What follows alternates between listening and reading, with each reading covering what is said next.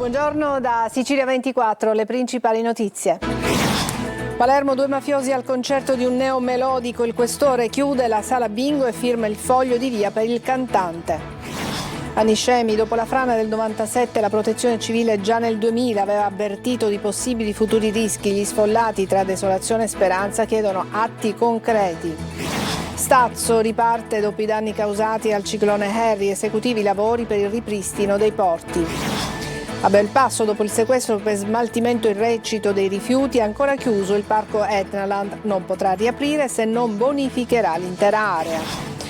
Catania, cittadini esasperati per i disagi della Movida si riuniscono nel comitato Resto e presentano proposte per rendere nuovamente vivibile il centro cittadino.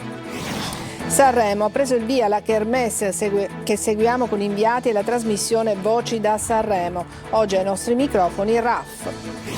Calcio, Serie C, il Catania è tornato ad allenarsi al completo in vista del doppio impegno in trasferta, primo appuntamento a Salerno, il nodo per Toscano è l'attacco.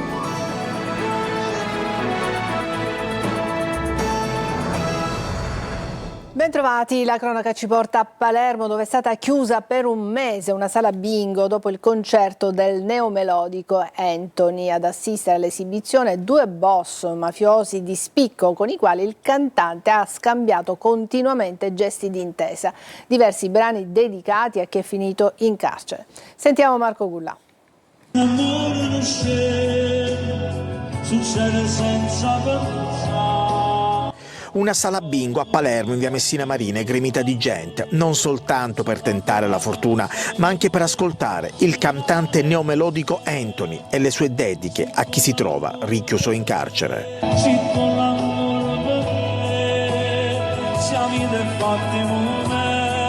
Per questa sala è arrivata la chiusura per un mese da parte del questore Vito Calvino. Tra il pubblico c'erano infatti Giuseppe Caserta e Claudio D'Amore, già in passato condannati per reati di mafia e riconducibili alle famiglie di Brancaccio e Corso dei Mille.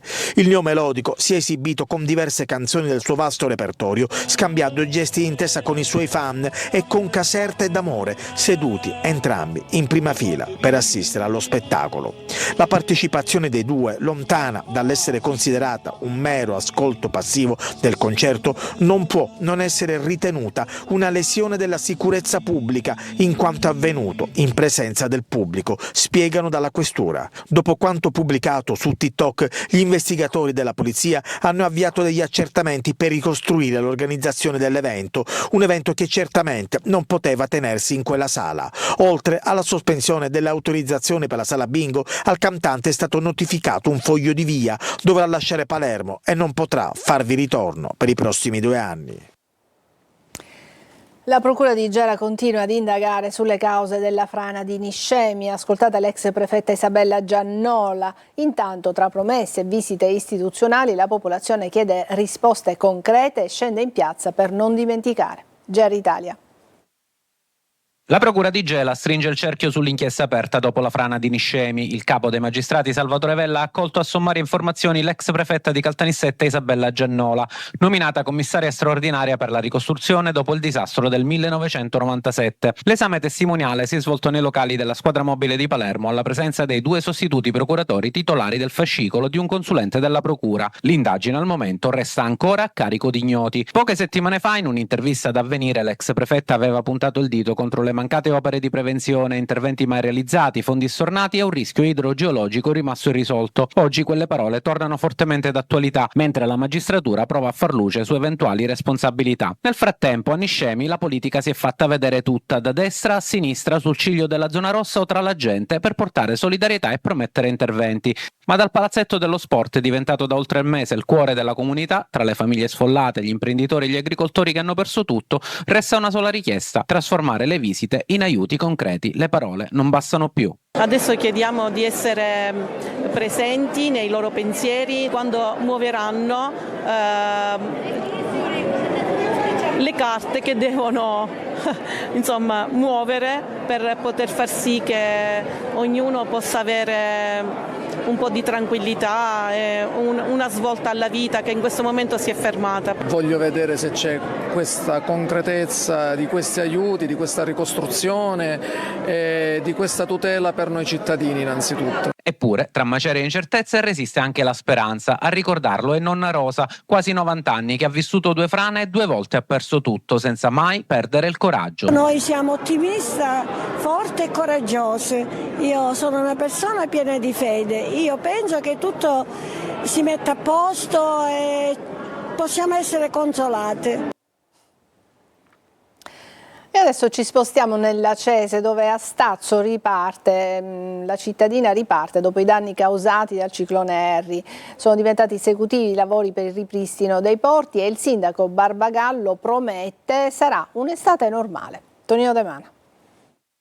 Siamo ormai addirittura d'arrivo, riapriremo i nostri lungomare, chiaramente con qualche cerotto. Sarà un'estate quasi normale, il sindaco di Acireale Barbagallo lo dice senza esitazioni, in una Stazzo baciata dal sole, con i raggi che riscaldano il cuore e l'anima, tenendo lontano i cattivi pensieri del ciclone Harry. Chiaramente ci sarà ancora molto da fare, ma dal borgo marinaro Acese arrivano segnali forti e chiari. L'esempio è la strada e la massicciata sul lungomare, rimessi in sesto in meno di un mese. In questo mese abbiamo fatto il possibile, tutto quello che la legge prevede rispetto alle messe in sicurezza, quindi siamo ormai addirittura d'arrivo e noi abbiamo sotto le strade la pietra lavica, quindi siamo tra virgolette fortunati perché c'è una certa sicurezza, mentre dove le strade sono state realizzate nella sabbia i problemi sono di natura differente. Il comune di Acireale ha fatto la sua parte, ma per l'ultimo step servirà l'intervento di Stato e Regione. Manca l'ultima quota parte per cercare di tornare realmente alla normalità e ci attendiamo quindi una risposta immediata da parte della Regione Siciliana e dello Stato. Intanto dal Genio Civile arrivano altri segnali confortanti con lo stanziamento di fondi per il ripristino e la funzionalità dei porti. La fetta più importante è destinata proprio a Stazzo, 500.000 euro, poi Pozzillo 450.000 e Santa Tecla 400.000. I lavori, fa sapere Barbagallo, sono subito esecutivi, del resto per chi vive di mare e per il mare non c'è tempo da perdere. Partita da Palermo si allarga l'inchiesta sulla truffa ai fondi europei da parte di docenti e ricercatori. Sentiamo Manlio Viola. Cellulari, smart TV, computer portatili e buoni per tecnologia da regalare ai familiari. È quello che ottenevano professori e funzionari universitari delle aziende informatiche alle quali le università di Sicilia e Campania affidavano incarichi tecnici o di gestione dei sistemi di erogazione e correzione dei test di ammissione universitaria o della gestione delle piattaforme online per le lezioni a distanza e la gestione di stage, procedure di esami e il libretto universitario elettronico, oltre alle forniture. Sarebbero queste le utilità che 6 dirigenti di 2 aziende informatiche operanti sul territorio nazionale avrebbero elargito ad una decina di funzionari e professori universitari, componenti delle commissioni di aggiudicazione di gare e servizi.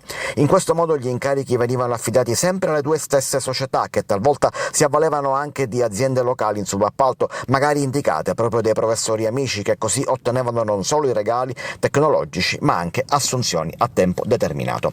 E questo è il fronte di sviluppo dell'inchiesta condotta dai PM Geri Ferrara e Amelia Luise, magistrati palermitani applicati alla Apple, la Procura europea. Gli incarichi venivano pagati con fondi comunitari e da qui la competenza della Procura europea, che però starebbe già trasmettendo alle procure ordinarie di Palermo, Catania, Messina, Napoli, Benevento e Salerno alcuni filoni di inchiesta che potrebbero avere sviluppi autonomi sull'uso di altri fondi ministeriali e dunque non di competenza Apple. Marsala resterà senza acqua per almeno 48 ore a causa di un guasto alla condotta idrica. In attesa della riparazione, la maggior parte dei cittadini dovrà far ricorso alle autobotti dei privati, che già dallo scorso anno hanno notevolmente aumentato anche del doppio le loro tariffe. A Messina la campagna elettorale si sta scaldando. È polemica per le assunzioni firmate nelle ultime ore nelle partecipate per i contributi stanziati per le manifestazioni estive e autunnali. Tutto poche ore prima che le dimissioni del sindaco diventino definitive. Francesco Triolo. Ci stiamo domandando semplicemente se è opportuno che un CDA dimissionario, una giunta dimissionaria a pochi mesi delle elezioni faccia stabilizzazioni, assunzioni e ultimi affidamenti di fine mandato, incidendo sostanzialmente in maniera profonda anche sul percorso elettorale. Questo è totalmente inopportuno, da contestare. Clima da campagna elettorale, a Messina gli animi sono pronti ad accendersi. Alessandro Russo, candidato in pectore del centro-sinistra al sindaco, infiamma il dibattito dopo le stabilizzazioni che 2 partecipate, Messina Social City e ATM, tra ieri e oggi hanno fatto. 28 contratti a tempo indeterminato firmati, gli ultimi quelli degli autisti di ATM, oltre al consolidamento orario per 165 dipendenti assunti a tempo indeterminato nel 2019. Domani toccherà i primi 100 della graduatoria definitiva del concorso per agenti di polizia municipale, convocati a Palazzo Zanca per comunicazioni in vista dei contratti che saranno firmati a marzo. È segno di responsabilità, uno perché il 27, quindi venerdì, scadono i 20 giorni, finisce il mandato e quindi concludere tutto quello che c'è aperto è un segno di responsabilità. Secondariamente non è una giustificazione, le cose si fanno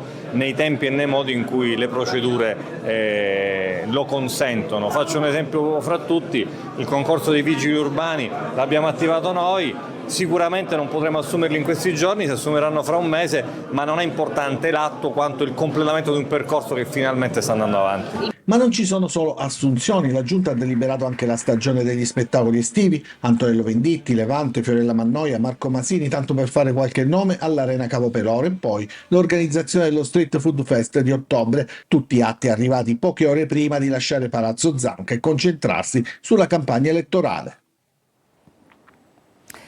E a Terrasini, nel Palermitano, 2 minorenni sono ricoverati in condizioni in gravi condizioni dopo un incidente che si è verificato sulla statale 113. La moto su cui viaggiavano si è scontrata con un quadriciclo con a bordo 2 ragazze di 16 anni. E a Carini, un 17enne su una motocicletta si è scontrato con un'auto guidata da un altro giovane. Il 118 l'ha trasportata all'ospedale Villa Sofia. Anche per lui la prognosi è riservata. E adesso andiamo a Belpasso, il sequestro del parco Etnaland per smaltimento illecito dei rifiuti. Il comune non si occupava della raccolta, affidata a una ditta esterna che trattava solo la differenziata. Il resto veniva bruciato e interrato. Non potrà riaprire se non bonificherà l'intera area. Lorena Dolci. Ma in questo momento non c'è nessuno con cui parlare? In questo momento non la posso far parlare con nessuno. Non parla nessuno a Etnaland. Qui è tutto chiuso e non solo perché siamo fuori stagione. I sigilli parlano chiaro. Il parco divertimenti più grande del meridione, 500.000 visitatori l'anno, è sotto sequestro per una serie di reati ambientali, fra cui lo smaltimento illecito di rifiuti.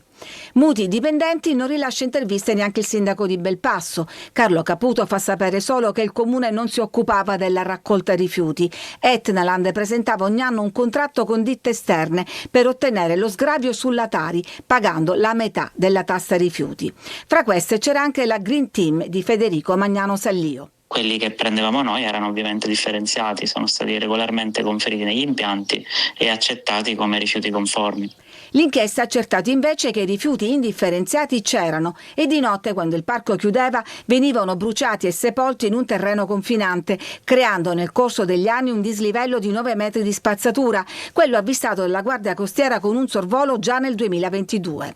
Non solo, per i magistrati le acque delle piscine trattate con cloro e altre sostanze chimiche finivano in un laghetto artificiale, con il rischio di contaminare anche gli uliveti circostanti. Sono in corso, come vedete, dei lavori di potatura degli alberi, ma prima della riapertura, quando ci sarà, i lavori da fare saranno molto più impegnativi. E la domanda che tutti si fanno: riaprirà il parco? Il titolare, l'imprenditore Francesco Russello, che è indagato, è stato nominato custode dei beni sequestrati. Sarà lui a eseguire gli obblighi imposti dai magistrati, in primis procedere alla bonifica e completare l'impianto di depurazione. Arriverà in tempo per la stagione estiva? Il suo avvocato Peluso fa sapere che sono in attesa della relazione di un consulente per procedere ai lavori. Se a Palermo i commercianti si sono organizzati contro la mala movida, a Catania i cittadini del centro storico, riuniti nel comitato Resto, hanno presentato proposte anche a livello nazionale per rendere nuovamente vivibile il centro cittadino. Simona Mazzone. A Catania e Palermo la vita nel centro storico è diventata insostenibile tra assembramenti incontenibili, risse, mala movida e eventi senza controllo. Troppi maranza, tanto che a Palermo alcuni commercianti si sono organizzati per vietare l'accesso nelle loro attività, ma soprattutto troppe irregolarità.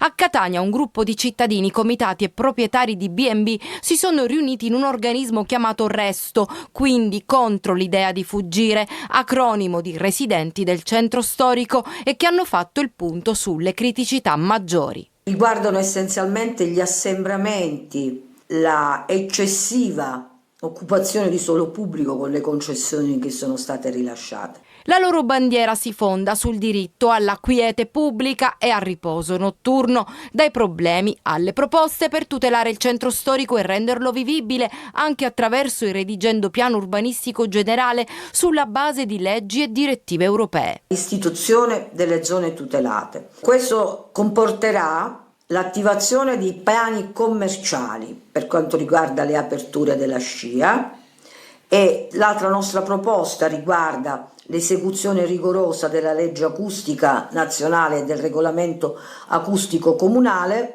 Infine, l'introduzione dei piani di massima occupazione del suolo pubblico. Resto fa parte di una rete nazionale che con il movimento Vivibilità Italia vuole portare la questione sicurezza sul tavolo del governo. Incontri si sono già tenuti a Napoli, Roma, Firenze, prossima tappa Venezia a novembre e poi Catania a inizio 2027.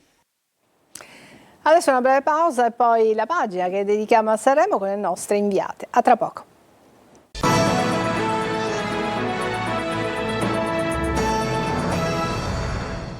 Ed eccoci a parlarvi di Sanremo. Ieri sul palco dell'Ariston si sono esibiti 30 artisti in gara, ma ci colleghiamo con la nostra inviata Roberta Lunghi. A te la linea.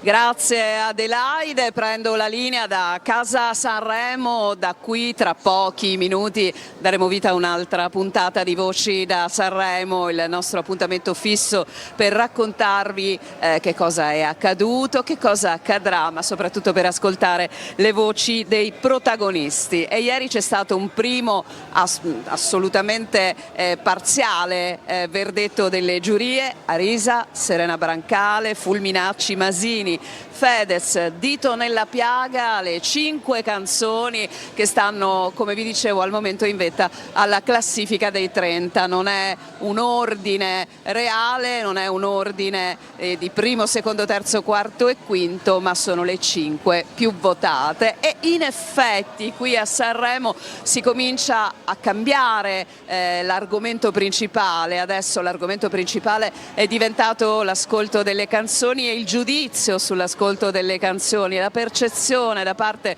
degli artisti di come sia andata in base ai feedback che ricevono attraverso i social, attraverso i messaggi, ma poi soprattutto attraverso gli abbracci della gente proprio qui a Sanremo. Il festival ha registrato un calo di ascolti però rispetto all'anno precedente, un 58% di ascolti, che non ha sembra preoccupato più di tanto il direttore artistico e presentatore Carlo Conti. Ha detto è comunque un ottimo risultato, ne ha parlato molto serenamente oggi durante la conferenza stampa, peraltro anche di presentazione della seconda serata. Fra poco vi parliamo della seconda serata, di quello che sarà. Adesso però andiamo ai protagonisti, quelli che abbiamo ascoltato anche per il nostro telegiornale.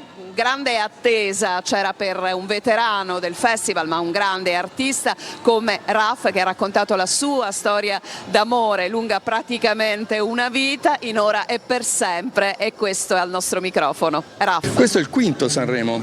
Quinto, sì, l'emozione c'era, ma abbastanza controllata, devo dire, a differenza degli anni passati, che insomma non riuscivo a gestirla.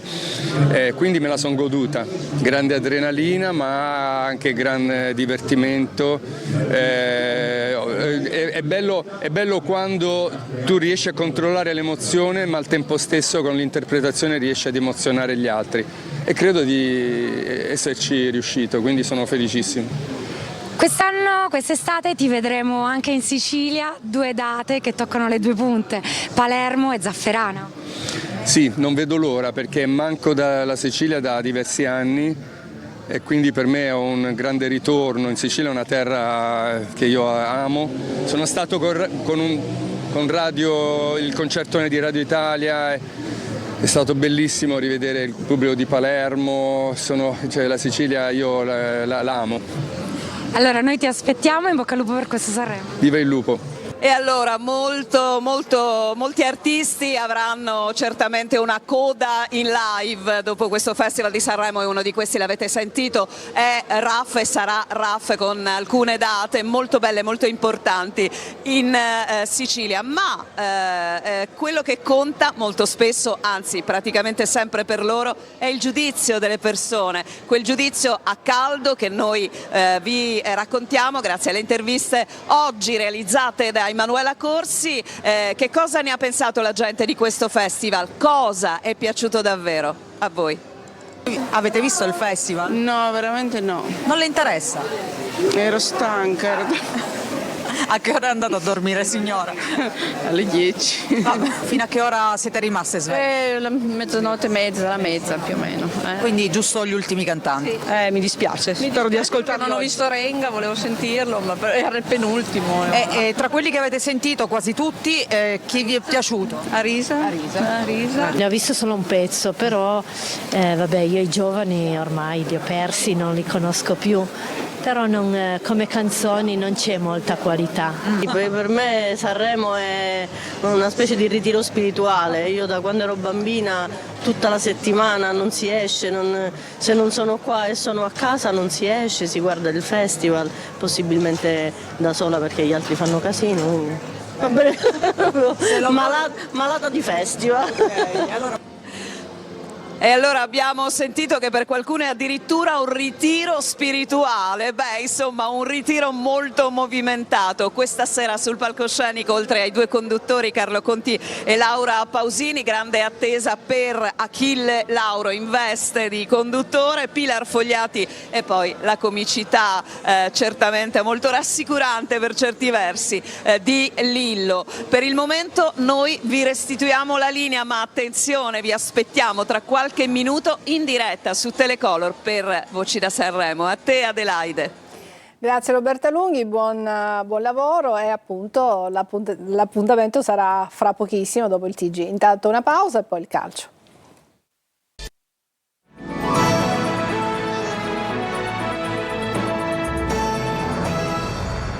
Eccoci al calcio, il Catania da oggi è nuovamente in campo per preparare la trasferta di domenica a Salerno. Il nodo per Toscano è l'attacco, si attendono i risultati intanto degli esami di Forte. Francesco Triolo. I 2 giorni di pausa sono stati solo sulla carta per molti. Da oggi il Catania è tornato ad allenarsi al completo in vista del doppio impegno in trasferta che il calendario mette davanti. 2 scontri diretti, 2 incroci che definiranno il prossimo futuro del campionato rosso-azzurro. Si parte da Salerno, piazza in subbuglio nelle ultime ore, che ha vissuto anche il ribaltone in panchina con l'arrivo di Serse Cosmi al posto di Peppe Raffaele. La Salernitana dovrebbe anche cambiare volta, almeno tatticamente, con un 3-5-2 che è nelle corde del nuovo tecnico, con il rilancio di Golemic e l'avanzamento di Capomaggio. Situazioni che Mimmo Toscano e il suo staff analizzeranno e approfondiranno con la squadra da oggi per tutta la settimana. L'allenatore etneo ha anche i suoi pensieri, c'è attesa per esempio per l'esito dei controlli a cui è stato sottoposto Forte. Proprio Forte e Caturano in particolare sono gli attenzionati speciali, anche se le alternative per l'allenatore del Catania non mancano. Rolfini può giocare come punta avanzata, così come è accaduto col Giuliano, ed è pronto a farlo. Al suo fianco c'è la possibilità che venga confermata anche Lunetta come domenica scorsa, oppure impiegare Bruzzaniti dall'inizio. Il Catania poi scenderà in campo conoscendo già il risultato di Potenza Benevento, e quindi anche l'atteggiamento potrebbe essere condizionato da quanto accadrà su quel campo. La trasferta della Rechi è vietata ai tifosi del Catania. Ricordiamo che la partita sarà trasmessa in chiaro, in esclusiva da Telecolor, con la versione extra large da 4 ore di diretta stadio. Bene, è tutto, io mi fermo qui, grazie per averci seguito, vi lascio con Voci da Sanremo, la trasmissione con Roberta Lunghi. Buon pomeriggio.